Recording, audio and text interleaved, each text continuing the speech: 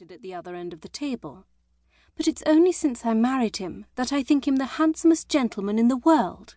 Violet didn't follow Honora's gaze. She didn't need to look at Lord Derek to know he was the handsomest gentleman in the world, and he was no less kind than he was handsome. "He's wonderfully handsome, Honora, truly.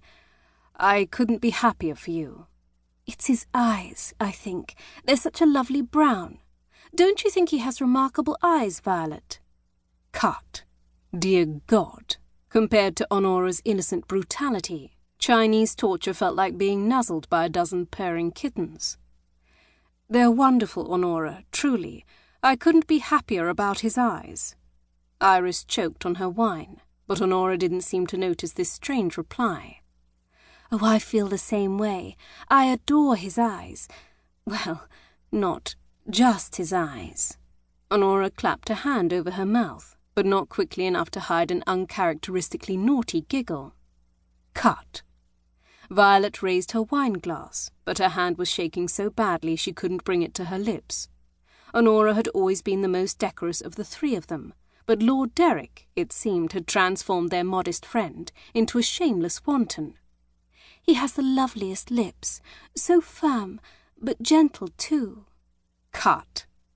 "He's always gentle, even when he's agitated." "She's a monster, a murderess." "When I say agitated, I mean when he's—" "Honora!" Iris's knife landed on her plate with a sharp crack. I beg your pardon, dear, but who's that gentleman who just came in?" "Gentleman? What gentleman?" Honora, distracted at last, looked up as a tall gentleman in a dark blue coat and a lavishly embroidered scarlet waistcoat seated himself at the other end of the table. "Oh, that must be Lord Dare.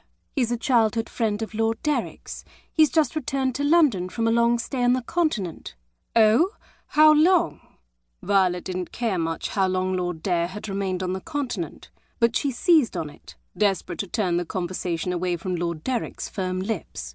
2 years. Lord Derek told me Lord Dare despises England, and wouldn't be here now if he could have avoided it.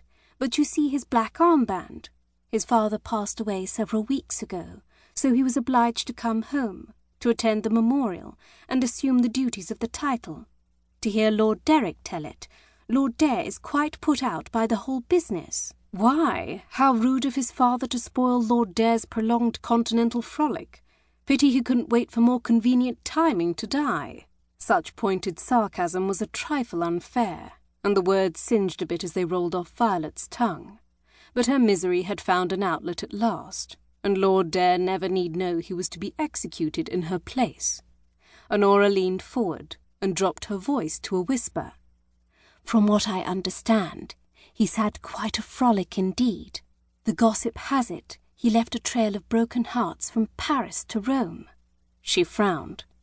"It's terribly rude of him to arrive to dinner so late. For pity's sake, we're on to the dessert course already." Violet watched as Lord Dare turned a charming smile on his dinner companions. Even from this distance, she could see he was handsome, with a tall, lean frame, a sculpted jaw, and an overabundance of silky dark hair. Too handsome. In Violet's experience, which was admittedly limited to one painful season of being laced into a tight corset and forced to endure the balls at Almack's, handsome gentlemen often hid staggeringly unhandsome ideas behind their charming smiles. No handsome gentlemen were to be trusted, and especially not this one. The waistcoat alone was proof of that. Lord Dare's clothes were in the height of fashion, of excellent quality and perfectly tailored. But a gentleman only wore a scarlet waistcoat embroidered with an intricate pattern of silver vines and masses of silver roses, if he wished to be noticed. Not that he needed the waistcoat for that. One was as likely to overlook a gentleman like Lord Dare as to forget to follow one breath with another. His movements were graceful and confident, his smile easy, and if he was a trifle unkempt, it only added to his appeal. His unruly dark hair was a bit too long, his jaw not quite cleanly shaven, and his cravat just a shade off-centre, the knot careless, as if it had been tied in a hurry. Despite the extravagant waistcoat, he looked almost as if he'd just...